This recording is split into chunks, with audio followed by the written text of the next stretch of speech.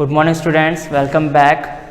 Previous class में part 2 पढ़ा था। पार्ट 2 में हमने बहुत कुछ जाना, जैसे कि फॉर एग्जाम्पल मैंने बताया है कि कुछ पार्ट ऑफ स्पीच के से वर्ड्स होते हैं वो जो डायरेक्ट से इंडायरेक्ट में चेंज करते हैं तो किस तरह से चेंज होते हैं। फिर हमने डिस्कस किया था कुछ टाइम एक्सप्रेसिव वर्ड्स होते हैं, जैसे कि टुडे का दैट डे होता है, यस्टरडे का द प्रीवियस डे होता है, टुमारो का द नेक्स्ट डे होता है। ठीक है, जैसे हमने बहुत सारे वर्ड्स को जाना। आज हम पार्ट 3 पढ़ें। Today we shall read part 3। Part 3 में हमने जाना था कुछ, मैंने आपको कुछ एग्जाम्पल की जैसे समझाना चाहा था, तो आप देखिए आज किस तरह से। तो मैंने आपको कुछ हेल्पफुल जो जैसे वर्ड्स जैसे बताया, जैसे सब्जेक्ट, ऑब्जेक्ट, पॉजिटिव वर्ड और रिफ्लेक्सिव वर्ड्स, वो सारे कहाँ काम आते हैं वो सेंटेंस के जरिए हम समझेंगे। देखिए अब सेंटेंस सारे।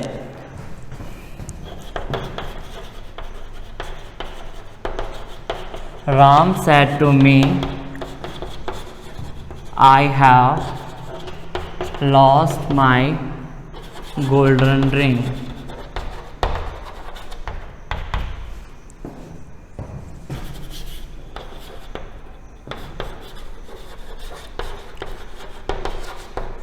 They said, we have won the match.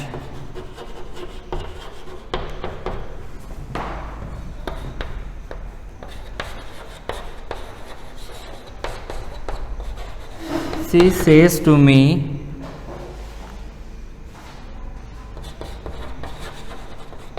today I am going to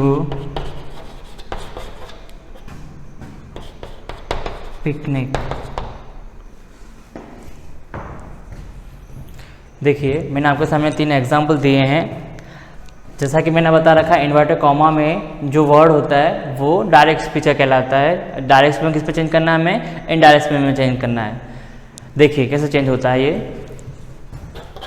Ram sad to क्या हो जाएगा? टोल्ड। क्यों टोल्ड हुआ? क्योंकि मैंने बता रखा है आपको, जब सेंटेंस अफर्मेटिव नेगेटिव का होता है तो रिपोर्टिंग वर्ब सैड टू होगी तो उसका क्या बनेगा? टोल्ड। ध्यान रखना, सैड टू पूरा एक साथ में लेना है। बहुत से स्टूडेंट क्या करते हैं, टोल्ड को टोल्ड टू करते हैं, जो क्या होता है सेंटेंस रॉन्ग हो जाता है। हमें वो नहीं करना है, सैड टू को पूरा साथ लेकर के वर्ड में चेंज करना है हमें। राम टोल्ड मी, और कनेक्टिविटी वर्ड कौन सा आएगा? दैट वर्ड आएगा। क्योंकि मैंने बताया आपको कनेक्टिविटी दैट क्यों आया, क्योंकि जब भी direct speaker sentence affirmative negative होता है, जब डायरेक्ट को इनडायरेक्ट में चेंज करते हैं तो कनेक्टिविटी वर्ड कौन सा यूज होता है? दैट का यूज होता है। फिर जैसा कि यहाँ फर्स्ट सब्जेक्ट क्या है हमारा? आई मीन्स फर्स्ट पर्सन के अकॉर्डिंग, तो फर्स्ट पर्सन किसके अकॉर्डिंग चेंज होता है? सब्जेक्ट के अकॉर्डिंग चेंज होगा। सब्जेक्ट क्या है यहाँ पे? राम। तो राम का यहाँ पे क्या आएगा? ही, जो राम का क्या प्रोनाउन वर्ड है। और हैज किस में चेंज होगा? हैड में। लॉस, माई किसका पॉजिटिव होता है? आई का। और जैसा कि आपको पता है आई किसके अकॉर्डिंग होता है? सब्जेक्ट के अकॉर्डिंग। सब्जेक्ट क्या है? राम। तो राम का पॉजिटिव वर्ड क्या आएगा यहाँ पे? हीज। और गोल्डन रिंग। देखिए जैसा कि मैंने बता रखा आपको, जब रिपोर्टिंग वर्ब सैड टू हो तो हैज का हैड में चेंज होता है। और यहाँ पे माई किसका पॉजिटिव होता है? आई का। और जैसा कि हमको पता है आई किसके अकॉर्डिंग चेंज होता है? सब्जेक्ट के अकॉर्डिंग चेंज होता है। और सब्जेक्ट जैसा कि यहाँ पे ये आई का पॉजिटिव वर्ड है तो उसी अकॉर्डिंग सब्जेक्ट होगा। सब्जेक्ट का पॉजिटिव वर्ड यहाँ होगा। जैसा कि आपको पता है सब्जेक्ट क्या है? राम है, तो राम का पॉजिटिव वर्ड क्या होता है? हीज। और गोल्डन रिंग। नेक्स्ट सेंटेंस देखिए अब। दे सैड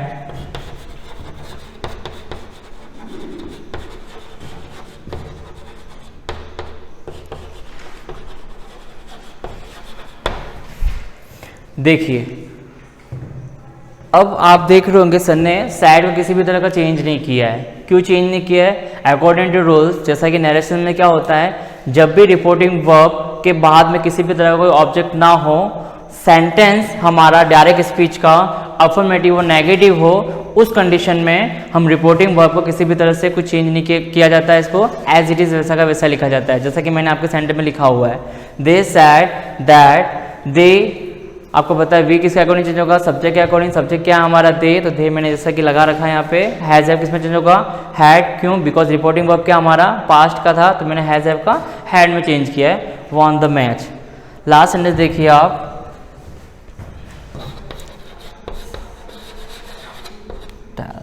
me that day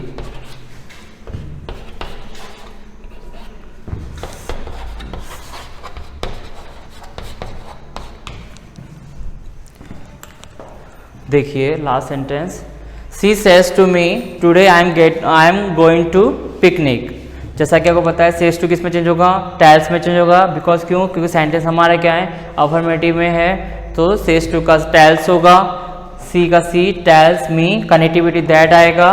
और अब आप देख रहे होंगे दैट दो बार आया हुआ है, तो आप देखिए एक दैट तो कनेक्टिविटी वर्ड का हुआ और एक टुडे का हमने चेंज किया है, किस में चेंज होता है, टुडे का, दैट डे में। और आई का आपको पता है आई किस अकॉर्डिंग होगा, सब्जेक्ट के अकॉर्डिंग, सब्जेक्ट क्या हमारा शी, तो मैंने यहाँ सी लिखा।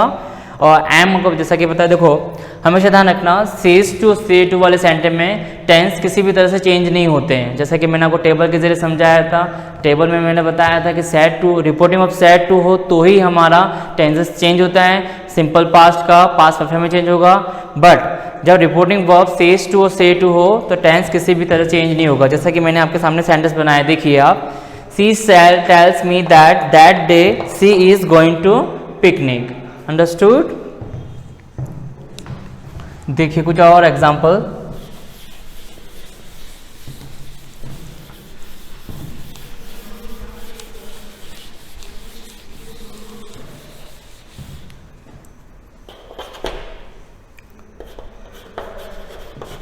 the teacher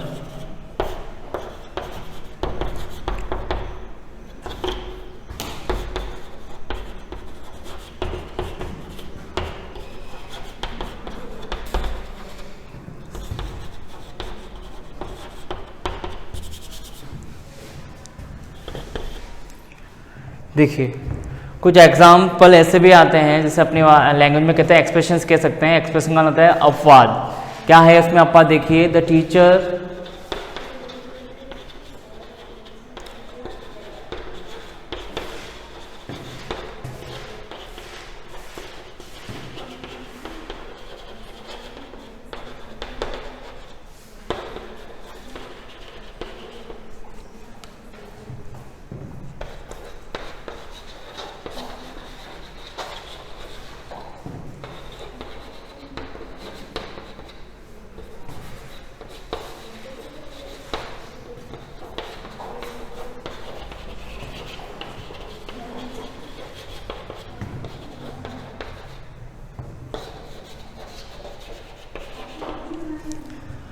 देखिए मैंने आपके सामने इस डायरेक्ट स्पीकर सेंटेंस को इनडायरेक्ट में चेंज किया है, पर मैंने आपको दो तरीके से बता रखे सेंटेंस। देखिए फर्स्ट सेंटेंस है the teacher said that slow and steady wins the race, और सेकंड सेंटेंस दे रखा है the teacher said that slow and steady won the race. अब इस कंडीशन में ध्यान रखना, जो सेकंड वाला सेंटेंस है वो सेंटेंस आपका क्या है, रॉन्ग है, और सेकंड सेंटेंस हमारा क्या है, राइट है। मैं आपको बता रहा था एक्सप्रेशंस क्या होते हैं। देखिए आप, जब भी कोई सेंटेंस डायरेक्ट स्पीच का यूनिवर्सल ट्रूथ को हम कह सकते हैं कि सार्वभौमिक सत्य, मतलब जो चीज़ें सनातन सत्य हों वो टेंस किसी भी तरह से चेंज नहीं होगा, चाहे रिपोर्टिंग वर्ब आपकी पास्ट की हो, चाहे प्रेजेंट, चाहे फ्यूचर की हो। मीन्स ये अपने आप में एक अपवाद कह सकते हैं नरेशन की लैंग्वेज में, कि मीन्स आपको यूनिवर्सल का कोई सेंटेंस हो तो ना आपको रिपोर्टिंग वर्ब को देखना है ना कुछ अदर वर्ड देखना है, मीन्स वो सेंटेंस किसी भी तरह से चेंज नहीं होगा। ये अपने आप में एक अपवाद है। मैंने इसलिए नेक्स्ट सेंटेंस में आपको बता रखा था, इसका एग्जांपल दिया, जैसा कि वो सेंटेंस क्या है, रॉन्ग है। देखिए यहाँ पे मैंने वॉन दे रखा है और सेंटेंस मैंने रॉन्ग कर रखा है। मीन्स सेंटेंस यूनिवर्सल ट्रूथ का होता है तो किसी भी तरह से किसी भी टेंस में चेंज नहीं होता है। अंडरस्टूड? तो आपका ये सेंटेंस फर्स्ट वाला सेंटेंस का डायरेक्ट से इनडायरेक्ट बनाया वो सेंटेंस राइट है। ओके, ये था हमारा एक्सप्रेशंस का सेंटेंस। Okay, thank you.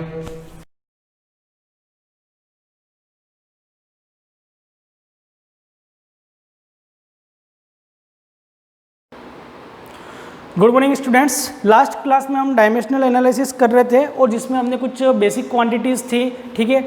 अब उनके जैसे कुछ फिजिकल क्वांटिटी थी, जैसे कि एरिया, वॉल्यूम है, एक्सेलरेशन है, वेलोसिटी है, फोर्स है, वर्क है, उनके डायमेंशन हमने निकाल के यहाँ देखे थे। तो डायमेंशन निकालना कोई बड़ी बात नहीं है, इजीली हम निकाल सकते हैं। और डायमेंशनल की हेल्प से हमको क्वांटिटी के बारे में डिटेल से पता चलता है कि जैसे कि कोई क्वांटिटी है, क्वांटिटी, ठीक है। अब इस क्वांटिटी के बारे में हमको कैसे पता चलता है कि वो क्वांटिटी कितनी है। जैसे कि वर्क, तो आपने बोला कि भी मैंने आपसे पूछा आपने कितना वर्क किया, आपने बोला 5 जूल वर्क किया सर, कितना किया 5 जूल वर्क किया। अब ये 5 क्या है नंबर और जूल क्या है, तो जूल क्या है यूनिट। तो जो क्वांटिटी बनती है वो किससे बनती है, तो नंबर मल्टीप्लाई यूनिट।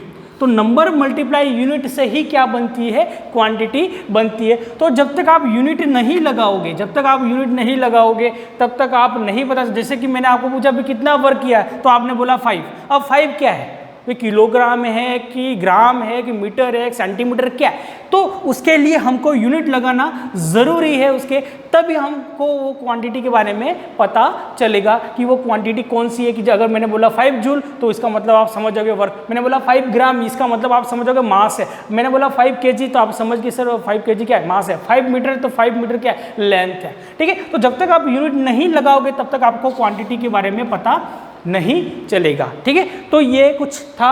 अब जैसे कि हमने कल डायमेंशनल फॉर्मूला पढ़ा था, तो डायमेंशनल फॉर्मूला हमने पढ़ा था कि जैसे कि हम फोर्स का डायमेंशनल फॉर्मूला देखते हैं, तो फोर्स का जो डायमेंशनल फॉर्मूला होता है वो होता है m1L1T-2, ये फोर्स का डायमेंशनल फॉर्मूला होता है।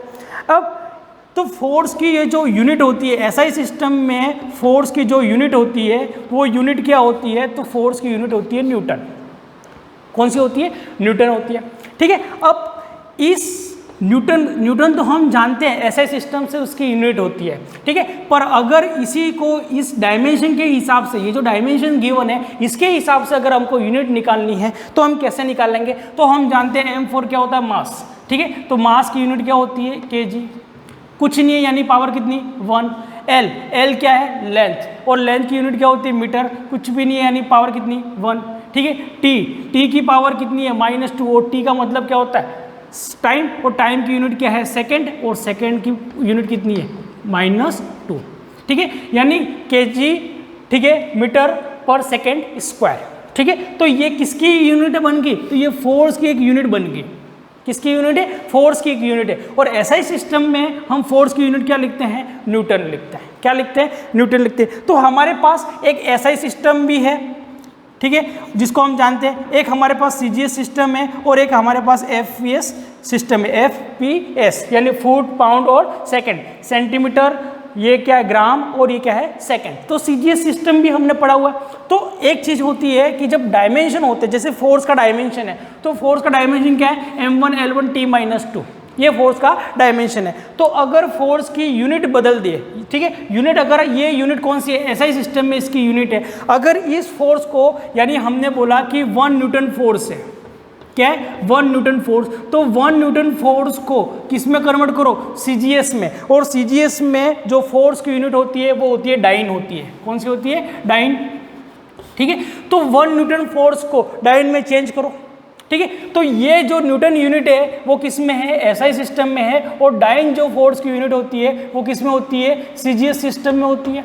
ठीक है, तो 1 न्यूटन फोर्स कितने डाइन के बराबर होता है, तो वो हमको निकालना है। तो हम किससे निकालेंगे, तो हम वो निकालेंगे इसके डायमेंशनल फॉर्मूले से निकालेंगे। किससे निकालेंगे, डायमेंशनल फॉर्मूले से निकालेंगे। ठीक है, तो डायमेंशनल फॉर्मूले से किसी भी क्वांटिटी को एक सिस्टम से दूसरे सिस्टम में हम चेंज कर सकते हैं। जैसे एसआई सिस्टम से हम किस में कन्वर्ट करेंगे, सीजीएस के अंदर कन्वर्ट करेंगे। तो 1 न्यूटन फोर्स कितने डाइन के बराबर होता है वो हमको देखना है। ठीक है, 1 न्यूटन फोर्स, ठीक है, कितने डाइन के बराबर होता है, यानी n के बराबर होता है, वो हमको निकालना है। ठीक है, अब हम जानते हैं फोर्स का जो डायमेंशन होता है वो चाहे डाइन में ले लो या यहाँ पर ले लो, डायमेंशन कभी चेंज नहीं होता, डायमेंशन हमेशा वही रहेगा। तो इस न्यूटन के लिए हमने डायमेंशन ले लिए m1, L1 और ये T1, इनके वो पावर क्या ले ली, ABC ले ली। ठीक है, अब ये किसके बराबर है, तो n, और यहाँ पर हमने क्या ले लिया, तो यहाँ पर हमने ले लिया m2, L2 और T2। डायमेंशन दोनों में कैसे हैं, बराबर ही है, डायमेंशन कभी भी चेंज नहीं होते। ठीक है, पर हमने थोड़ा यहाँ पर सोल्व करने के लिए अलग अलग ले लिए ABC। ठीक है, अब हम जानते हैं कि फोर्स का जो डायमेंशन है वो कितना है, तो वो m1 है, L1 है, और t की पावर कितनी है, -2 है। ठीक है, तो हमने सारी चीज़ें यहाँ पर पुट कर दी। तो हमने पुट किया m1 L1 और T-2 किसके बराबर है? तो n डायन के बराबर है और n की वैल्यू हमको नहीं पता है, हमको n की वैल्यू निकालनी है कितने डायन के बराबर है। तो यहाँ पर कितना M2 1 और ये कितना हो जाएगा L2 1 और ये हो जाएगा T2-2। ठीक है, अब हमको n की वैल्यू निकालनी है। अब n की वैल्यू निकालनी है तो हमने क्या किया, इसको ट्रांसफर कर दिया, इसको ट्रांसफर कर दिया। तो जैसे ट्रांसफर करेंगे, ट्रांसफर कर दिया, क्या हो जाएगा, अब यहाँ पर देखो कि ट्रांसफर कर दिया तो ये क्या बन गया M1 L1 T-2 divide by, यहाँ से क्या बचा, नीचे ये डिनोमीटर में आ गया इधर, तो क्या बचेगा M2 1 L1 और T-2। ठीक है, ये चीज़ हमारे पास आई। अब हम जानते हैं कि अगर SI में, SI सिस्टम में मास की यूनिट क्या होती है, तो मास की यूनिट होती है kg। ठीक है, क्या होती है kg, और kg के ऊपर यानी मास के ऊपर पावर कितनी है 1, तो हमने 1 लिख दी। ठीक है, लेंथ की SI सिस्टम में यूनिट क्या होती है, तो SI सिस्टम में लेंथ की यूनिट होती है मीटर। ठीक है, तो हमने लिख दी मीटर, और यहाँ पर पावर कितनी है, तो पावर 1। ठीक है, अब t क्या है, टाइम, और सेकंड, SI सिस्टम में टाइम की यूनिट क्या होती है सेकंड, और पावर कितनी है, तो पावर लिख दी हमने -2। ठीक है, डिवाइड बाय m। ठीक है, CGS सिस्टम में, CGS सिस्टम में मास को किस में लेते हैं, तो CGS सेंटीमीटर, इसको सेंटीमीटर, ये क्या है ग्राम, और ये क्या है सेकंड। तो kg की यानी जो मास की यूनिट है वो किस में लेंगे, ग्राम में लेंगे, ये ग्राम में ले ली। ठीक है, पावर कितनी है 1। ठीक है, यहाँ पर ये क्या है लेंथ, लेंथ की जो यूनिट है वो किस में, सेंटीमीटर में, ये ले ली सेंटीमीटर में। यूनिट कितनी है, वो पावर कितनी, सॉरी 1। t टाइम क्या है सेकंड में, तो ये सेकंड में एज इट इज आ गया। ठीक है, अब ये क्वांटिटीज ग्राम में है और ये क्वांटिटीज किस में, किलोग्राम में। तो फिजिक्स में क्या करना है कि अगर आपको इनको सोल्व करना है तो या तो इनको किलोग्राम में चेंज करो या इनको ग्राम में चेंज करो। तो इनको हम ग्राम में चेंज करेंगे कि किलोग्राम में कितने ग्राम होते हैं, मीटर में कितने सेंटीमीटर होते हैं, और सेकंड में कितने, सेकंड में तो दोनों में सेकंड में ही है। तो इन दोनों को हमको CGS में कन्वर्ट करना पड़ेगा और फिर हम निकालेंगे कि 1 न्यूटन किसके बराबर होगा, कितने डाइन के बराबर होगा। तो क्या किया हमने, kg को चेंज किया, तो 1 kg में कितने होते हैं, तो हम जानते हैं कितने होते हैं, 1000 ग्राम होते हैं। कितने होते हैं 1000 ग्राम, पावर कितनी है 1, यानी मतलब ही नहीं है। ठीक है, अब यहाँ पर मीटर में कितने सेंटीमीटर होते हैं, सेंटीमीटर में चेंज किया तो 1 मीटर में 100 सेंटीमीटर होते हैं। पावर कितनी 1। टाइम तो सेकंड है, तो सेकंड से तो सेकंड क्या हो जाएगा, वैसे भी ये दोनों की पावर किसी सेम है, ये कट जाएगा तो यहाँ सेकंड तो आएगा ही नहीं, खत्म हो गया। ठीक है, अब इन दोनों के बीच में मल्टीप्लाई का साइन है। अब नीचे क्या आ गया, नीचे है ग्राम। ठीक है, और ये क्या है सेंटीमीटर, यानी ये 1 ग्राम हो गया, और ये क्या हो जाएगा 1 सेंटीमीटर। ठीक है, तो 1 ग्राम कटेगा तो कितना बचेगा, 1000 ही बचेगा। 1 से काटोगे, 1 से डिवाइड करोगे कितना बचेगा, 1 ही बचेगा। तो यहाँ से कितना बचा, 1000 मल्टीप्लाई 100, यानी हम इसको लिख सकते हैं कि 1 newton is equal two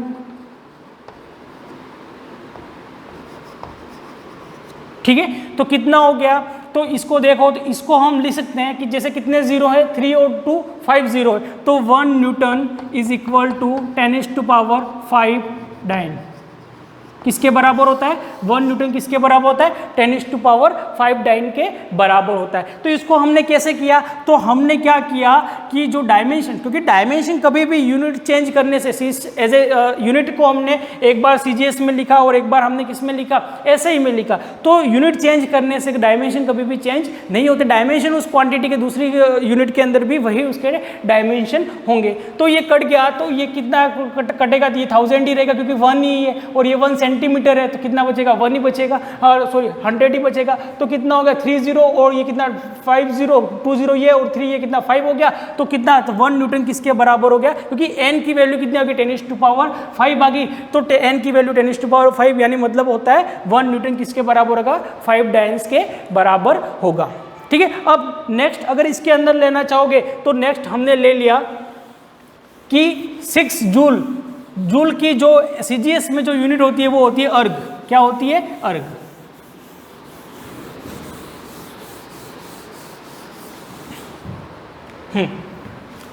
joule जो यूनिट है वर्क की, किसकी यूनिट है? तो जूल जो यूनिट है वो किसकी है? वर्क की। वर्क की कौन सी सिस्टम में? तो एसआई सिस्टम में जो यूनिट है वो कौन सी है? जूल। ठीक है। अब अगर हम सीजीएस में देखेंगे तो सीजीएस में इसकी जो यूनिट होती है वो होती है अर्ग होती है। क्या होती है? अर्ग। ठीक है, किसकी? वर्क की। तो अगर आपसे बोलूं कि 6 जूल को किस में कन्वर्ट करो? अर्ग में कन्वर्ट करो। तो 6 जूल कितने अर्ग के बराबर होता है? कितने अर्ग के बराबर होता है? तो सेम जैसे अभी हमने किया था वैसे ही हमको अभी करना है। तो हमने फॉर्मूला बना दिया और फॉर्मूला तो हमारे पास पहले से अभी बना हुआ है। ठीक है, तो क्या करेंगे अब? वर्क का डायमेंशन क्या होता है? तो सिंपल सा वर्क का डायमेंशन हमको पता होना चाहिए और वर्क का डायमेंशन अभी हमने निकाला था। तो वर्क क्या होता है? Force multiply displacement. फोर्स क्या होता है? m1L1T-2 और डिस्प्लेसमेंट क्या होता है? लेंथ ही होता है यानी L1। तो कितना हो जाएगा? m1L2 और T-2। ये किसका डायमेंशन आ गया? वर्क का डायमेंशन है। ठीक है, तो 6 जूल वर्क को किस में कन्वर्ट करना है? अर्ग में कन्वर्ट करना है यानी सीजीएस में कन्वर्ट करना है। तो कितना होगा? ठीक है, उसको हम सोल्व करेंगे। तो सोल्व करने के लिए हमारे पास तरीका क्या है? तो हमारे पास तरीका है N1। अब इसको हमने क्या माना? N1 माना और N1 और यहाँ पर क्या आ जाएगा? m1L1T1। ठीक है, और पावर A, B और C same formula is equal to n erg यानी इसको ले लिया हमने N2 और हमको किसकी वैल्यू निकालनी है? N2 की वैल्यू निकालनी है कि 6 जूल कितने अर्ग के बराबर होता है। तो N2 के लिए डायमेंशन तो वही रहेंगे और यहाँ पर M2, L2 और T2 और यहाँ पर A, B, C। ठीक है, अब हम जानते हैं ABC की वैल्यू क्या है हमारे पास? तो 1, 2 और -2 वैल्यू है। कौन सी वैल्यू है? 1, 2 और -2 वैल्यू है। तो अब हमने क्या कर दिया कि अब इसकी वैल्यू तो हमको पता है 6 होती है। किसकी वैल्यू? N1 की वैल्यू। और N1 कौन सा है? जूल वाला। और इसकी वैल्यू कितनी है? 6 जूल को हमको कन्वर्ट करना है किसमें? अर्ग में कन्वर्ट करना और कितने अर्ग के बराबर होता है वो हमको डिराइव करना है। तो N1 की वैल्यू हमको पता है, N2 की वैल्यू हमको निकालना है। इसको हमने ट्रांसफर कर दिया, ये किधर आ जाएगा? डिनोमीटर में आ जाएगा। तो डिनोमीटर में आ गया तो क्या हो गया? N2 is equal to N1 और यहाँ से क्या बचा? तो यहाँ M1 की पावर A, L1B और ये कौन सा है? T1C। ठीक है, डिवाइड बाय यहाँ से कि ये जो डिनोमीटर में आया वो क्या था? तो वो था M2, L2 और T2 और पावर A, B और C। अब इनकी जो वैल्यूज़ है पावर की वो वैल्यूज़ हम पुट कर लेंगे। तो वो वैल्यूज़ हम पुट करेंगे तो क्या आ जाएगा? तो जैसे हमने वैल्यूज़ पुट की तो M1 की पावर कितनी है? तो 1 कितनी पावर है? 1 है। तो N1 की वैल्यू कितनी है? तो N1 की वैल्यू हमको पता है कितनी है? 6 है। तो हमने 6 पुट कर दिया। ठीक है, यहाँ पर M1 की पावर 1, L1 की पावर 2 है और ये है T और T1 की पावर कितनी है? -2। सेम एज इट इज नीचे M2 और M2 की पावर, क्योंकि डायमेंशन सेम ही रहेंगे तो 1, L2 की पावर कितनी हो जाएगी? 2 और T2 की पावर हो जाएगी -2। कितनी हो जाएगी? -2। ठीक है, अब ये जो है किस में कन्वर्ट करना है हमको? सीजीएस में कन्वर्ट करना है। किसको कन्वर्ट करना है? सीजीएस में फोर्स मल्टीप्लाई डिस्प्लेसमेंट को। ठीक है, किस में कन्वर्ट करना है हमको? सीजीएस में कन्वर्ट करना है। तो फोर्स के जो डायमेंशन अगर यूनिट निकालोगे फोर्स की, तो फोर्स की यूनिट क्या आएगी? तो हम जानते हैं मास इंटू एक्सेलरेशन है। ठीक है, तो क्या आ जाएगी? तो kg मीटर पर सेकेंड स्क्वायर। क्या आ जाएगी? kg मीटर पर सेकेंड स्क्वायर। ठीक है, ये किसकी यूनिट है? तो ये यूनिट है फोर्स की। ठीक है, अब इसमें क्या करना है हमको? तो इसमें हमको क्या करना है? डिस्प्लेसमेंट को भी ऐड करना है। तो किसकी यूनिट है? फोर्स मल्टीप्लाई डिस्प्लेसमेंट किसका आ जाएगा? तो ये आ जाएगी ऐसा यूनिट इसकी वर्क की। तो वर्क की ऐसा यूनिट कौन सी लिखते हैं हम? जूल लिखते हैं। पर अगर इसको हम इसमें कन्वर्ट करेंगे तो कितनी आ जाएगी? तो फोर्स की हम देखते हैं तो फोर्स कितना होता है? फोर्स होता है मास यानी मास मल्टीप्लाई एक्सेलरेशन। ठीक है, ये क्या होता है? फोर्स का फॉर्मूला होता है। तो फोर्स का यानी मास यानी कितना होगा? kg। एक्सेलरेशन का क्या होता है? मीटर पर सेकंड स्क्वायर। और डिस्प्लेसमेंट, तो डिस्प्लेसमेंट क्या होता है? तो डिस्प्लेसमेंट यानी क्या होता है? मीटर।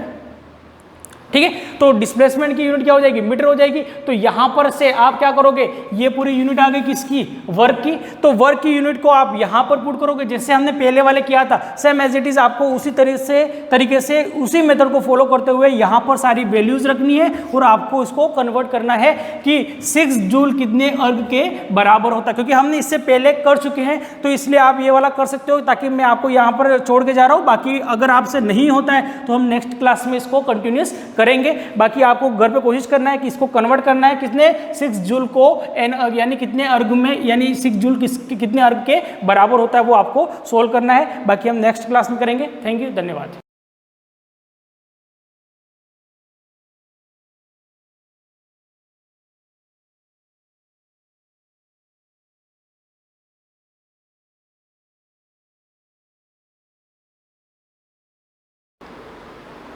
Good morning everyone. जैसा कि हमने प्रीवियस वीडियो आपने देखा हो तो उसमें एंडोप्लाज्मिक रेटिकुलम के टाइप्स के बारे में डिस्कस की थी, यानी रफ एंडोप्लाज्मिक रेटिकुलम और स्मूथ एंडोप्लाज्मिक रेटिकुलम, और उससे रिलेटेड जितने भी कैरेक्टरिस्टिक्स है या फंक्शंस है, यूँ समझ लो एक प्रकार से, वो सारे हमने डिस्कस कर लिए थे। जैसे रफ की बात की थी, उस पर राइबोसोम प्रेजेंट होते हैं, जिसकी वजह से उसको क्या कहा जाता है, रफ एंडोप्लाज्मिक रेटिकुलम। और स्मूथ को स्मूथ क्यों कहते हैं, उसका रीजन ये होता है कि उसके ऊपर राइबोसोम्स क्या होते हैं, एब्सेंट होते हैं। एक लिपिड सिंथेसिस करता है, कौन सा, स्मूथ, तो दूसरा जो आपका रफ होता है वो क्या करता है, प्रोटीन सिंथेसिस करता है और उसके ट्रांसपोर्टेशन में भी हेल्प करता है। इसके बाद ये कहाँ पे क्लोजर होते हैं, कहाँ पे इनकी मतलब पोजीशन होती है, और इनके अदर मतलब नेम क्या है, जैसे सार्कोप्लाज्मिक रेटिकुलम की अपन ने बात की थी। इसके बाद ये क्या काम करते हैं वो हमने डिस्कस कर ली थी। अब आता है फंक्शंस ऑफ एंडोप्लाज्मिक रेटिकुलम, यानी स्मूथ और रफ एंडोप्लाज्मिक रेटिकुलम हमने देख लिया, उसके फंक्शन वहीं पे आ गए। लेकिन मेनली काम क्या करता है आपका एंडोप्लाज्मिक रेटिकुलम, वो मोस्ट इंपॉर्टेंट हो जाता है। उसके सारे कंबाइंड फंक्शन जो है वो हम एक साथ पढ़ेंगे। तो आपका जो सेशन होगा वही किस पे बेस्ड होगा, फंक्शंस ऑफ एंडोप्लाज्मिक रेटिकुलम। तो जो आज पढ़ने वाले हैं वो है फंक्शंस ऑफ एंडोप्लाज्मिक रेटिकुलम। सबसे पहली बात डायग्राम देख लेते हैं। उस डायग्राम से आपको पता चल जाएगा कि फंक्शंस उसके वास्तव में वही है जो उसके डायग्राम में शो हो रहे। तो जैसे डायग्राम बनाए अगर अपन, तो आपने देखा होगा ये होती है आपकी न्यूक्लियर मेम्ब्रेन। यूँ समझ लीजिए ये आपकी न्यूक्लियर मेम्ब्रेन है, मतलब आपका सेल के अंदर क्या है, न्यूक्लियस है, और ये हो जाएगी आपकी न्यूक्लियर मेम्ब्रेन। और इसके आउटसाइड क्या होगी, प्लाज्मा मेम्ब्रेन होगी। तो इसको थोड़ा बड़ा कर देते हैं ताकि सारे पार्ट्स इसके अंदर आ जाए। तो जैसे कंप्लीट नहीं बनाता हूँ मैं, ये हो जाएगी आपकी प्लाज्मा मेम्ब्रेन। ये क्या हो जाएगी आपकी प्लाज्मा मेम्ब्रेन हो जाएगी, और यह है आपकी न्यूक्लियर मेम्ब्रेन। न्यूक्लियर मेम्ब्रेन भी कैसी बनी हुई रहती है, तो जैसे स्ट्रक्चर आपने देखा हो, ये कुछ ऐसी बनी हुई रहती है, कुछ ऐसा स्ट्रक्चर होता है इसका। तो मैं इसको कंप्लीट नहीं बनाऊंगा क्योंकि न्यूक्लियर मेम्ब्रेन से हमारा कोई लेना देना है नहीं, सिर्फ एक डायग्राम शो करने के लिए हम बना रहे, तो उसके पार्ट्स यहाँ पे ज्वाइन कर सकूँ यूँ करके। ये कम्प्लीटली एंडोप्लाज्मिक रेटिकुलम आपकी सेल में अराइज होने वाला है। तो जैसे यहाँ पे हम इसको स्टार्ट करते हैं, जैसे एंडोप्लाज्मिक रेटिकुलम होगा आपका, वो कुछ ऐसा बना हुआ रहता है और कुछ ऐसा अराइज होता है, यानी ब्लैबिंग ऑफ न्यूक्लियर मेम्ब्रेन। ये तो हमने देख लिया था। तो हो जाएगा आपका एंडोप्लाज्मिक रेटिकुलम जो इंटरकनेक्टेड होता है एक दूसरे से।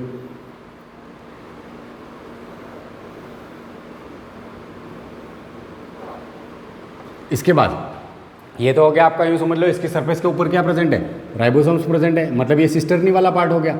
इसकी सरफेस के ऊपर क्या प्रेजेंट है, राइबोसोम्स प्रेजेंट है, यानी ये क्या हो गया आपका, कौन सा पार्ट हो गया, सिस्टर्नी वाला पार्ट हो गया। इसके बाद हमने देखा था जो ट्यूब्यूल वाला पार्ट होता है वो क्या होता है, ब्रांचिंग होता है, और वो यहीं से अराइज होता है। तो वेसिकल्स कहाँ गए वो भी मैं यहाँ पे शो करूँगा। तो जैसे ब्रांचिंग वाला पार्ट होता है, जैसे ही समझ लो यहाँ से क्या होती है, ब्रांच अराइज होती है, और हमने कहा भी था कि ये क्या होता है, क्लोजर टू प्लाज्मा मेम्ब्रेन, मतलब ये किसकी तरफ आगे बढ़ता है, प्लाज्मा मेम्ब्रेन की तरफ आगे बढ़ता है। तो जैसे हमने ये ब्रांचिंग बना दी, और ये ब्रांचिंग जाके कहाँ कनेक्ट हो रही है, आपके प्लाज्मा मेम्ब्रेन से कनेक्ट हो रही है,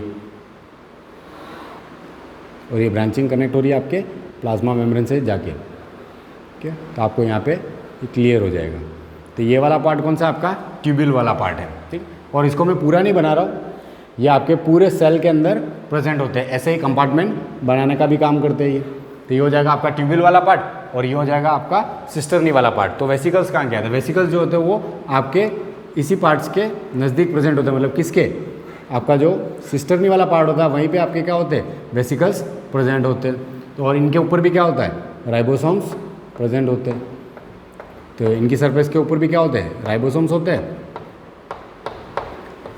और ये कंप्लीट जो पार्ट है, मतलब ये पूरा, ये क्या कहलाएगा आपका ईआर, यानी एंडोप्लाज्मिक रेटिकुलम, जिसमें रफ भी आ गया, स्मूथ भी आ गया और जो पार्ट्स है उसके, जैसे सिस्टर्नी, वेसिकल्स और ट्यूब्यूल्स भी आगे। ये वाला पोर्शन हो जाएगा आपका प्लाज्मा मेम्ब्रेन, और इसके नज़दीक वाला पार्ट कौन सा होता है, ट्यूब्यूल। और आपका ये जो हो जाएगा ये न्यूक्लियर मेम्ब्रेन है, ये क्या है, न्यूक्लियर मेम्ब्रेन। और इसके नज़दीक वाला पार्ट जो हो जाएगा वो कौन सा हो जाएगा, सिस्टर्नी। और ये कंप्लीट क्या आपका एंडोप्लाज्मिक रेटिकुलम है। एक बात ध्यान रखना, ये पूरे सेल के अंदर प्रेजेंट होता है ऐसा सिस्टम, ऐसा नहीं है कि अकेला इसी तरफ होता है, ठीक है। ये तो स्ट्रक्चरली हमने समझाने के लिए इसको एक ही तरफ बनाया, क्योंकि इतना टाइम नहीं होता कि मैं पूरा बनाऊँ इसको यहाँ पे। तो अब फंक्शंस की अगर अपन बात करें तो ये क्या कर रहा है, सबसे पहले हम देख रहे हैं स्ट्रक्चर को ही देख के हम फंक्शन ऑटोमेटिकली आपको क्या हो जाएंगे, याद हो जाएंगे। ये क्या करता है, it provides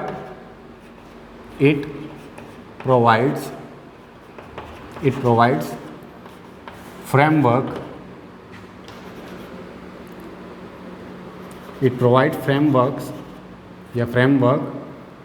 to the cell. ये क्या करता है, आपकी सेल को फ्रेमवर्क प्रोवाइड करने का काम करता है। मतलब ये क्या बनाता है, साइटोस्केलेटन स्ट्रक्चर बनाता है। यानी ये क्या बनाता है, साइटोस्केलेटल सिस्टम। आपकी सेल के अंदर साइटोस्केलेटल सिस्टम कौन बनाता है, या ऐसा पूछा जाए तो आपको ध्यान रखना है कि साइटोस्केलेटल स्ट्रक्चर कौन बनाता है, आपके साइटोस्केलेटल स्ट्रक्चर कौन बनाता है, तो आपके एंडोप्लाज्मिक रेटिकुलम। यानी ये क्या करता है, आपकी सेल को फ्रेमवर्क प्रोवाइड करने का काम करता है। यानी क्या करेगा, मैकेनिकल सपोर्ट प्रोवाइड करेगा। फ्रेमवर्क प्रोवाइड कर रहा है, इसका मतलब क्या है, मैकेनिकल सपोर्ट। और साइटोस्केलेटन का मतलब क्या होता है, साइटोप्लाज्म, और स्केलेटल का मतलब होता है मैकेनिकल सपोर्ट प्रोवाइड करना। जैसे आपकी बॉडी के अंदर भी स्केलेटल सिस्टम होता है, जो क्या करता है, आपकी बॉडी को फ्रेमवर्क प्रोवाइड करने का काम करता है। वैसे इस सेल को फ्रेमवर्क प्रोवाइड करने का काम कौन करता है, या स्ट्रक्चर प्रोवाइड करने का काम कौन करता है इनसाइडली, तो वो है आपका एंडोप्लाज्मिक रेटिकुलम। और इस स्ट्रक्चर से भी पता चलता है कि अगर ये कंप्लीट स्ट्रक्चर आप अंदर की तरफ देखोगे सेल में, तो ये क्या करेगा, आपकी सेल को फ्रेमवर्क प्रोवाइड करने का काम करेगा। तो आपको ध्यान रखना है कि ये फ्रेमवर्क प्रोवाइड करने का काम करता है। दूसरी बात, ये क्या करता है, हम देख रहे हैं यहाँ पे कि जो आपका एंडोप्लाज्मिक रेटिकुलम है वो न्यूक्लियस से स्टार्ट होकर प्लाज्मा मेम्ब्रेन पे क्या हो रहा है, एंड हो रहा है। मतलब न्यूक्लियस से अराइज होकर आपके प्लाज्मा मेम्ब्रेन पे क्या हो रहा है, एंड हो रहा है। ये क्या करता है, it helps to transfer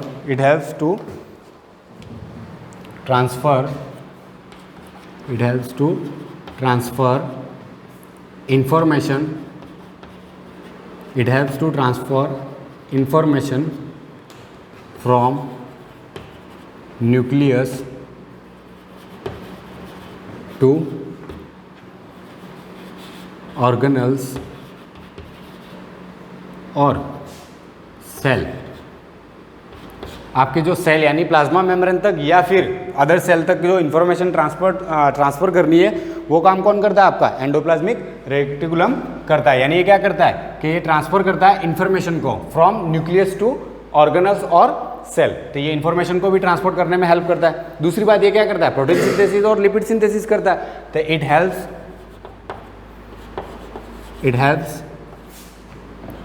to transport protein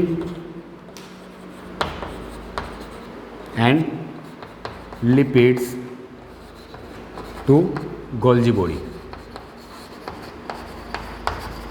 Golgi body तक प्रोटीन और लिपिड्स को ट्रांसपोर्ट करने में हेल्प करता है। हमने देखा था ये सिंथेसिस करता है, जैसे रफ एंडोप्लाज्मिक रेटिकुलम और स्मूथ एंडोप्लाज्मिक रेटिकुलम के फंक्शन के अंदर हमने देखा था कि ये प्रोटीन सिंथेसिस करता है और एक लिपिड सिंथेसिस करता है। और हमने देखा था कि इसको ट्रांसपोर्ट भी करता है। ये ट्रांसपोर्ट कहाँ करता है, ये ट्रांसपोर्ट करता है टू गोल्जी बॉडी। और वहाँ पे क्या होता है, तो प्रोटीन से एंजाइम बनते हैं और लिपिड जो होता है वो आपके मेम्ब्रेन फॉर्मेशन में भी हेल्प करता है, जो गोल्जी बॉडी का फंक्शन हो जाता है। इसके बाद इसके अंदर क्या होता है, इसके अंदर जो एंडोप्लाज्मिक रेटिकुलम है उसकी मेम्ब्रेन के अंदर 30 टाइप्स के एंजाइम्स प्रेजेंट होते हैं, जो बायोसिंथेसिस प्रोसेस है उसमें हेल्प करते हैं। तो endoplasmic reticulum membranes has 30 types of enzymes.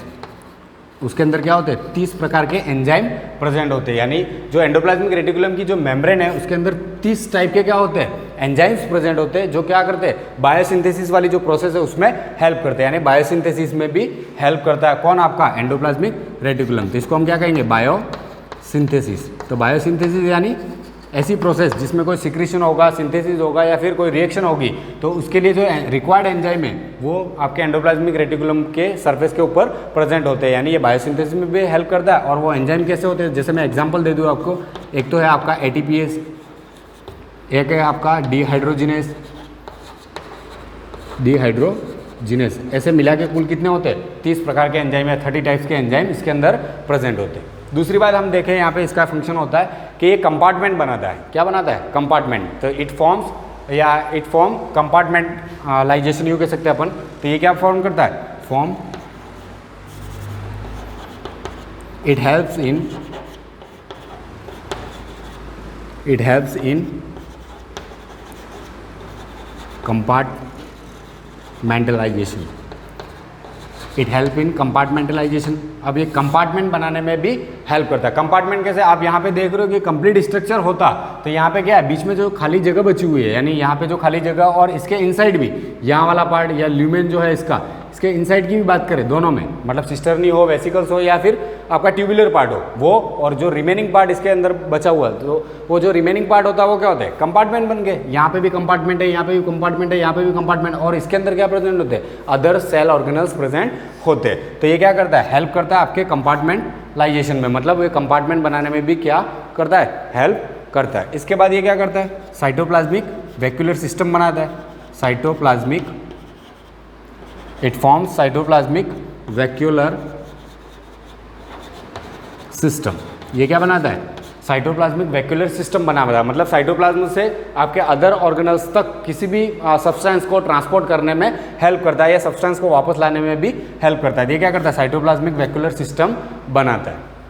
इसके बाद अगर देखें हम तो GERL, ये कौन सा सिस्टम बनाता है? GERL, जिसको कहते हैं हम GERL। अब GERL का मतलब क्या होता है? तो यहाँ पे इस सिस्टम को तो हम नहीं पढ़ेंगे, या इट फॉर्म्स GERL सिस्टम, लेकिन होता क्या है वो मैं आपको बता देता हूँ कि जो आपका एंडोप्लाज्मिक रेटिकुलम, गोल्जी बॉडी और लाइसोसोम जो होते हैं वो कंबाइन होकर एक सिस्टम बनाते हैं, और इस सिस्टम को हम क्या कहते हैं? GERL सिस्टम कहते हैं। जैसे मैं बता दूँ, यहाँ पे क्या हो जाएगा? आपका एंडोप्लाज्मिक रेटिकुलम, यहाँ पे हो जाएगी आपकी गोल्जी बॉडी, और यहाँ पे हो जाएगा आपका लाइसोसोम, और ये कंबाइन होके क्या करते हैं? फंक्शन करते हैं। इसको हम कहते हैं GERL सिस्टम। अब ये GERL सिस्टम वर्क कैसे करता है उसको हम नेक्स्ट वीडियो में देखेंगे, मतलब मैं आपको जब समझाऊंगा तो पूरी GERL के ऊपर एक वीडियो बन सकता है, तो उसको हम अलग से ही डिस्कस करेंगे। ऐसा नहीं है कि यहीं पे मैं इसको बता दूँ। GERL सिस्टम हमारा पेंडिंग रहता है, उसको नेक्स्ट क्लास में हम डिस्कस करेंगे। तो ये साइटोप्लाज्मिक वैक्यूलर सिस्टम हो गया, GERL हो गया। इसके बाद जो इंपॉर्टेंट होता है वो है Nissl's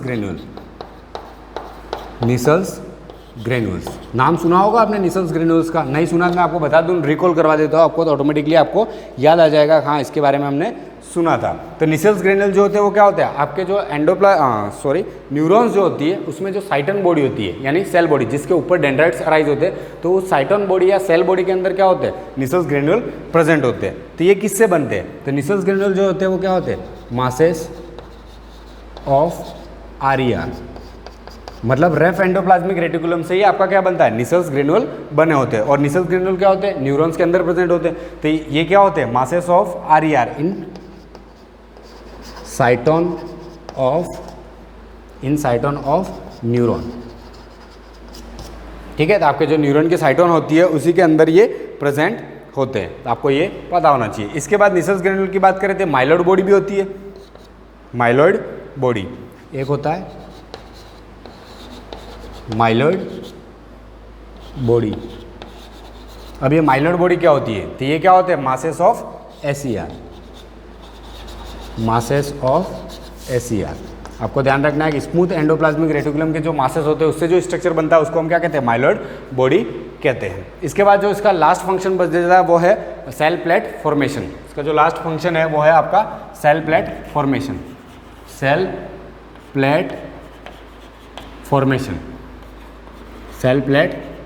formation during cell division. जो आपका सेल डिवीजन होता है उसमें सेल प्लेट फॉर्मेशन के टाइम या सेल प्लेट बनाने का काम करता है कौन? आपका एंडोप्लाज्मिक रेटिकुलम। तो ये सेल प्लेट फॉर्मेशन के बारे में हमने जब ये पढ़ रहे थे हम प्लाज्मा मेम्ब्रेन और सेल वॉल के बारे में, तब हमने देखा था। तो ये होते क्या है? तो ये होते phragmoplast of ER and Golgi body. अब ये क्या है?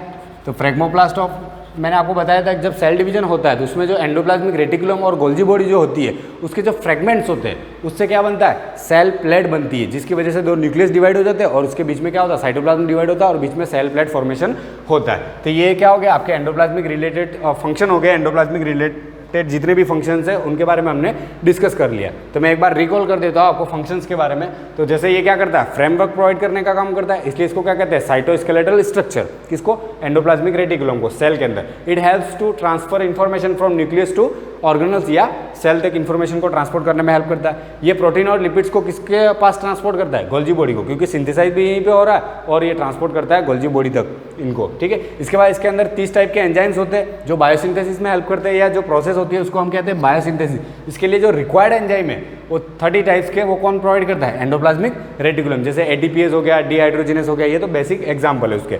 इट हेल्प्स इन कंपार्टमेंटलाइजेशन, तो मैंने आपको बता दिया एक कंपार्टमेंट फॉर्मेशन करता है और साइटोप्लाज्मिक वैक्यूलर सिस्टम बनाता है। जीईआरएल के बारे में हम पढ़ेंगे, मैंने आपको बताया होता क्या है, एंडोप्लाज्मिक रेटिकुलम, गोल्जी बॉडी और लाइसोसोम का जो एक सिस्टम बना होता है ट्रांसपोर्टेशन का, उसको हम क्या कहते हैं, जीईआरएल सिस्टम। इसके बाद निसल ग्रेन्यूल्स, तो masses of RER in साइटोन of neurons, मतलब रफ एंडोप्लाज्मिक रेटिकुलम से जो बनता है उस स्ट्रक्चर को कहते हैं निसल्स ग्रेन्यूल्स। और माइलोइड बॉडी किसको कहा जाता है, masses of ACR, smooth endoplasmic reticulum. इसके बाद है आपका सेल प्लेट फॉर्मेशन में हेल्प करता है, यानी ड्यूरिंग सेल डिवीजन ये क्या करता है, सेल प्लेट फॉर्मेशन करता है। और ये सेल प्लेट फॉर्मेशन होता है किससे, phragmoplast of endoplasmic reticulum and Golgi body.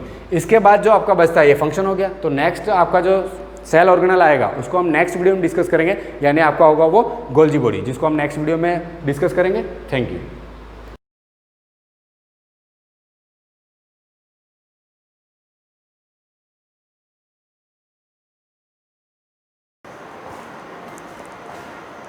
Good morning students, welcome to the class. Last जो हमारी क्लास थी उसमें हमारा चल रहा है एक्सरसाइज 3.3। उसके क्वेश्चन हो गए थे हमारे, जैसे क्वेश्चन नंबर 5 तक। अब जैसे क्वेश्चन नंबर 6 जो है इसका,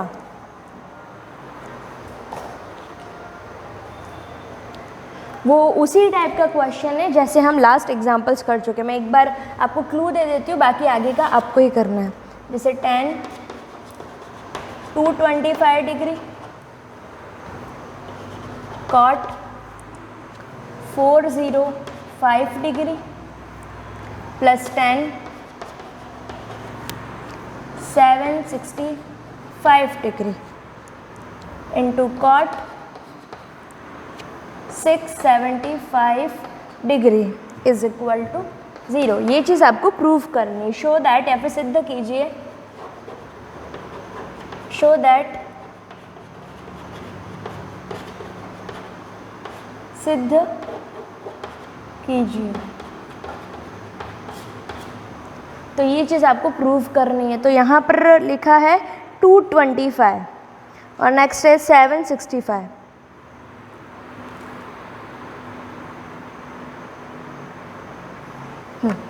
देखो यहाँ पर ये लिखा है 225, तो 225 की वैल्यू यूँ तो हमको नहीं आती, तो अब हम इसको कोशिश करेंगे किसी न किसी इस फॉर्म में लिखने की कि वो किसी न किसी क्वाड्रेंट से बिलोंग करे, whether it is first quadrant, second quadrant, third या फिर fourth.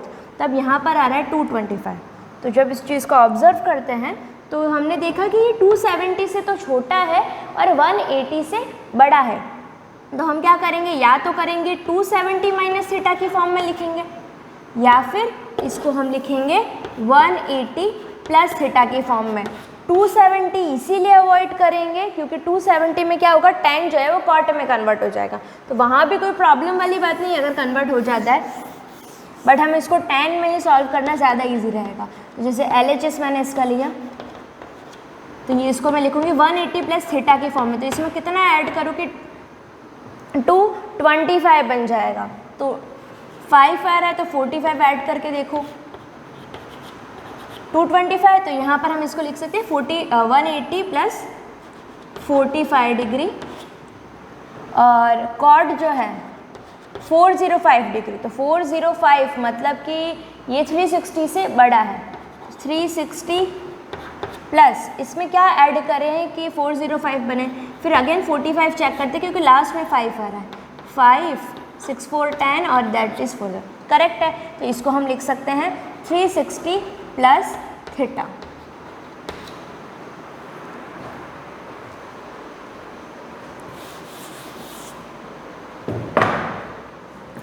Next is plus tan 765। तो अब 765 क्या है, 360 से भी बड़ा है और 360 भी, अगर ये मान लेते हैं दिस इज 360 डिग्री, अगर ये 360 कंप्लीट हुआ बट ये तो 765 है, तो अगर आप पूरा राउंड लगा करके फिर से भी 360 तक आते हो तो टोटल जो आपका एंगल बनता है दैट इज 720। कैसे, वेदर यू डू 2 into 360 के कितने राउंड करें, 2 राउंड करें, तो यानी कि 720 डिग्री कंप्लीट होता है। और ये यहाँ पर डिजिट आ रहा है 765, तो कहने का मतलब 2 राउंड तो आपको लगाने पड़ेंगे अगर 765 का एंगल बनाना है। तो tan यहाँ पर लिख सकते हैं 360 प्लस थीटा, तो क्या थीटा की जगह पर क्या लिखे कि 765 आ जाए, तो अगेन 45 ऐड करके देखते हैं। 45 ऐड करके देखा तो 5, देन यहाँ पर क्या बनेगा 360 प्लस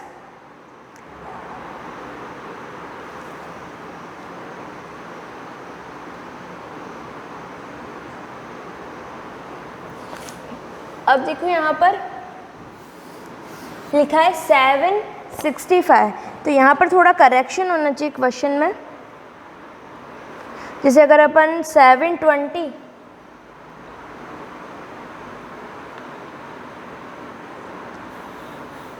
सॉरी यहाँ पर क्या करेंगे, देखो मैंने क्या कहा कि अगर हमको 765 कंप्लीट करना है तो 2 राउंड लगाने पड़ेंगे 2 into 360 डिग्री, ठीक है। अब प्लस थीटा लिखना है, यानी कि 720 में कितना और ऐड करें कि 765 बन जाए, तो 45 ऐड करके देखते हैं क्योंकि लास्ट में 5 आ रहा है, 5 4 2 6 एंड दिस इज 765, तो इसको लिख सकते हैं 2 into 360 प्लस 45 डिग्री, तो ये आपका फॉर्मेशन हो जाएगा 360 प्लस थीटा वाला। आप चाहे 1 राउंड लगाओ, 2 राउंड लगाओ, 3 राउंड लगाओ, एट द एंड वो किस क्वाड्रेंट में बैठ रहा है वो चीज़ हमको ऑब्जर्व करनी है।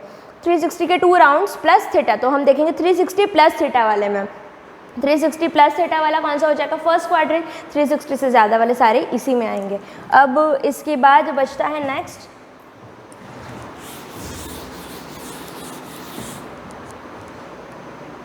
कॉट 675 डिग्री, तो मल्टीप्लाई में है, यहाँ पर मैं यहीं पर इस चीज़ को लिख रही हूँ, मल्टीप्लाई में है, इसके पूरे के मल्टीप्लाई में कॉट 675 डिग्री। तो ये जो है वैल्यू किसके आसपास की, 720 के आसपास की है। तो अगर 720 में से 720 से छोटी है तो कुछ ना कुछ माइनस करके देखते हैं। 45 माइनस करके देखो तो क्या आता है, 10 में से 5 गया तो 5, 11 में से 4 गया तो 7 और यहाँ पर बचा 6, तो 675। तो अगर हम 720 में से 45 माइनस करते हैं तो 675 बन जाएगा। तो 720 को हम लिखेंगे 2 into 360, यानी 360 के 2 राउंड्स करेंगे तब हमारे 720 कंप्लीट होंगे, माइनस 45। यहाँ तक क्लियर है। अब नेक्स्ट देखो, यहाँ पर डायरेक्टली फॉर्मूलाज लगाना है, 10 180 प्लस थीटा। तो अगेन क्वाड्रेंट्स को चेक करो।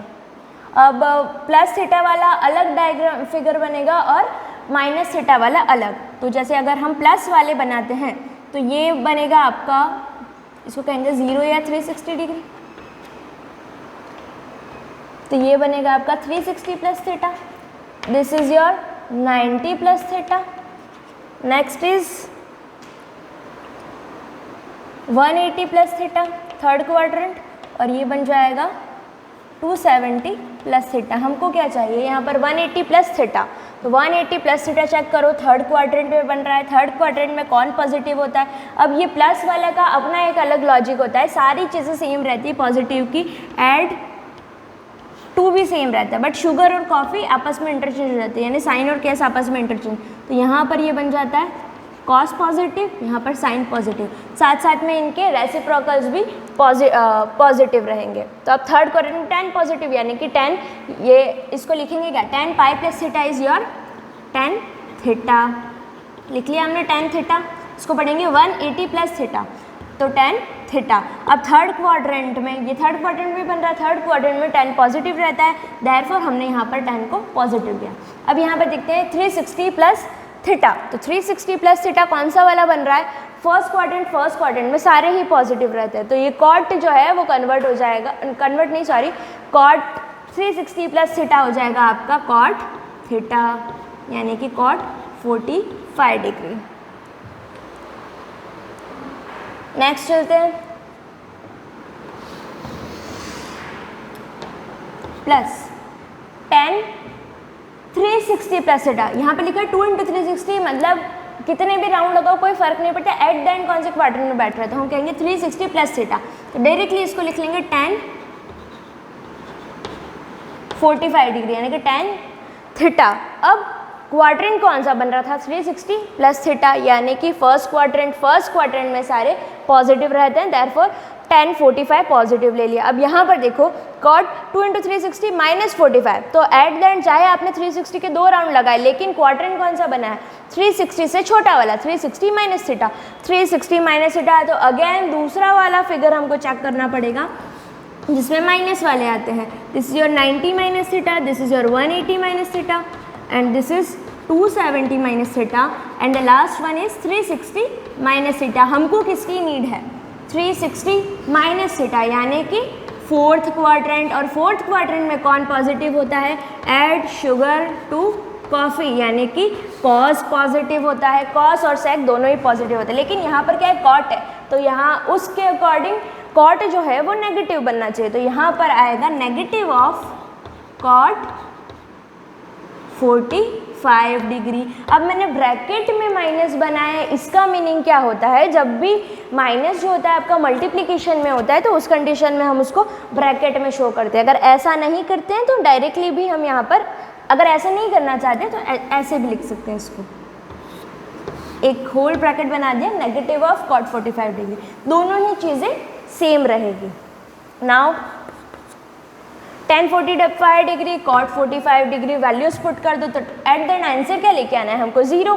और अगर वैल्यूज़ नहीं भी पुट करते हैं तो हम देखते हैं कि सेम वैल्यूज़ यहाँ पर आ रही हैं, कॉट 45 डिग्री, अब ये प्लस माइनस मल्टीप्लाई में तो माइनस बन जाएगा, minus tan 45 degree into cot 45 degree. अगर आप वैल्यूज़ नहीं भी पुट करते हैं तो आप डायरेक्टली यहाँ देखेंगे सिमिलर टर्म में से सिमिलर टर्म को अगर हम माइनस करते हैं तो एट द एंड आंसर 0 आता है, और अगर करते हैं तो 1 × 1 1, 1 × 1 1, 1 - 1 is 0, that is equal to RHS। Clear है?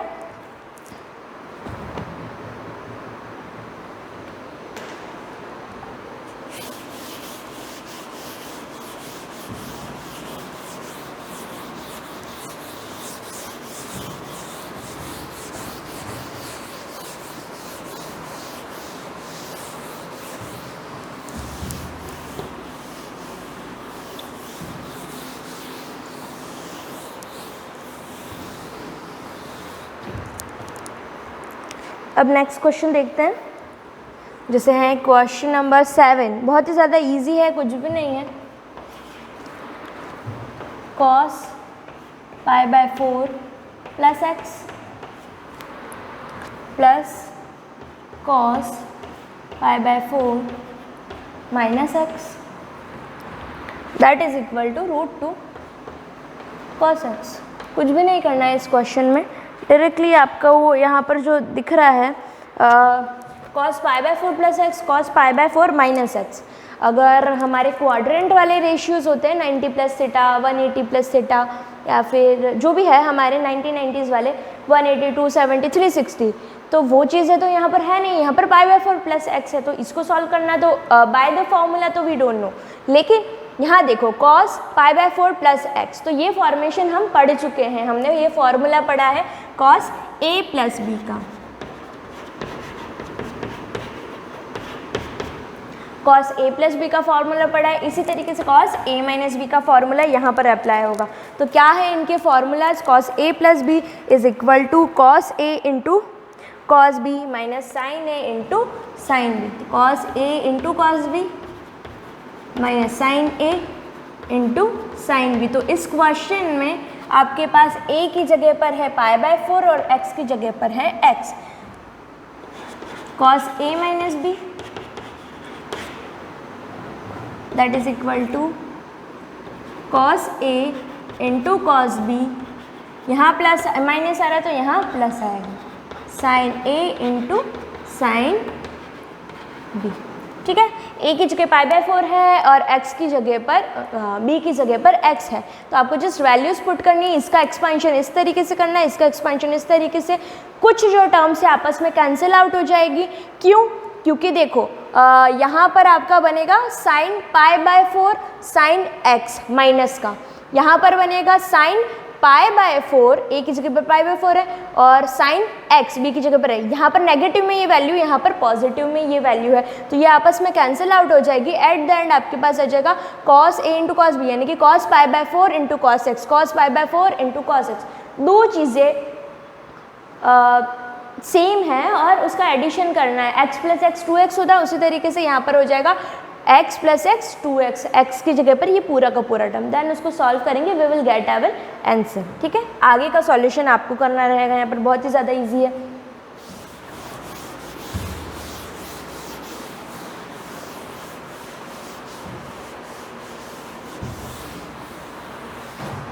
कुछ क्वेश्चंस मैं दे रही हूँ, वो आपको सॉल्व करने हैं। जैसे मैंने लिया क्वेश्चन नंबर 8 है आपका, क्योंकि यहाँ पर सिर्फ फॉर्मूलाज अप्लाई हो रहे हैं, ज़्यादा कुछ भी नहीं करना है। cos pi by 4 minus x into cos pi by 4 minus y minus sine pi by 4 minus x into sine pi by 4 minus y. ये आपका LHS है, that is equal to sine x plus y. तो ये चीज़ आपको proof करनी है, directly हो रहा है, कुछ भी नहीं करना है। जब हम इस चीज़ को ऑब्जर्व करते हैं तो कॉस के साथ एक टाइप का एंगल, मतलब इसमें कितने एंगल्स अवेलेबल है, फर्स्टली ये चेक करो कितने टाइप के एंगल्स है। पहला एंगल ये है हमारे पास पाई बाय 4 माइनस एक्स। दूसरा एंगल कौन सा है जो अलग है इससे, pi by 4 minus y. Second angle is this. फिर देखा पाई बाय 4 माइनस एक्स, ये तो पहले भी आया है, तो ये तो और लास्ट वाला पाई बाय 4 माइनस वाई। तो यहाँ पर सिर्फ दो टाइप के एंगल्स यूज़ किए गए पूरे सेंटेंस में, पाई बाय 4 माइनस एक्स और pi by 4 minus y. You can tell this thing a and this is b, समझने के लिए बता रही हूँ। तो जब इस चीज़ को ऑब्जर्व करते हैं तो सेम एंगल्स रिपीट हो रहे हैं, सिर्फ दो ही टाइप के एंगल्स है, pi by 4 minus x and pi by 4 minus y. अगर हम इसको कहते हैं ए, इसको कहते हैं बी, तो इस पूरे स्टेटमेंट को क्या पढ़ा जाएगा, cos A into cos B minus sine A into sine b, which is the formula of cos A plus B.